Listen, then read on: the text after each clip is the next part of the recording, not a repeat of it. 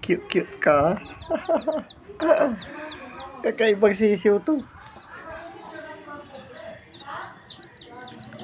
Ayun siya, oh. Apat ang paa. May apat na paa. Nabuo yung paa, pero yung katawan hindi. Nabulang yung dito sa may bandang legs. Ayun, oh.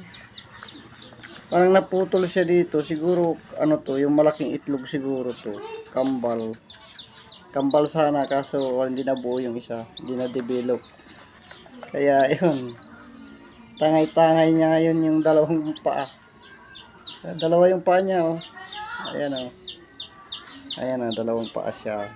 Buo yung dalawang paa. Parang naputol lang dito sa gitna ng katawan.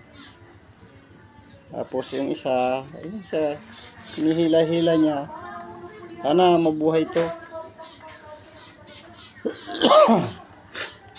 Daming kakaibang sisiw ko ngayon, ah. Ayun, oh. Oh, ayan. Buo yung kanyang kompleto yung isa lang hindi nabuo siya masyado. Ayun, oh. May dalawang paa. Wala naman siyang anong sign na naputol. Kumbaga ano talaga, hindi siya nabuo yan, oh.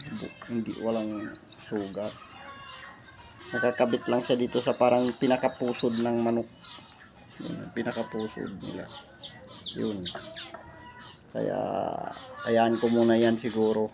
Hindi ko muna isama sa mga kapatid niya. Ito yung mga kapatid niya. Nagsisiw siya ng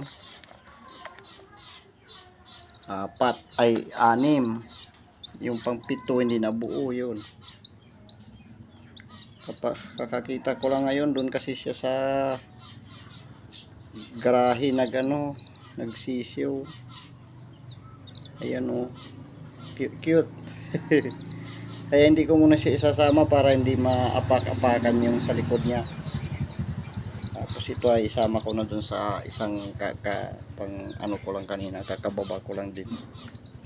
Itong 5. Ito ay ibig ko to. Okay. Update lang tayo dito sa sisiw kung napaka-cute. Sayang, may dalawang hindi na bunga eh. Okay. Thank you. Thanks for watching. See you. Bye-bye. At saka update lang tayo. Siguro everyday update ko pa sa sisiw na to. Cute siya. Malakas siya. Malaki siya nga sisiw. Mataba siya. Kaya lang yung pabigat lang sa kanya itong hila-hila niya sa huli. Sa buntot. Ay sa pusod niya. Kaya ibig ko siya. Okay. Thank you. Bye-bye.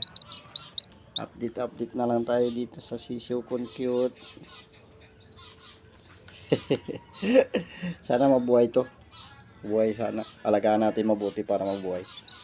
Saka natin tanggalin yung nasa huli.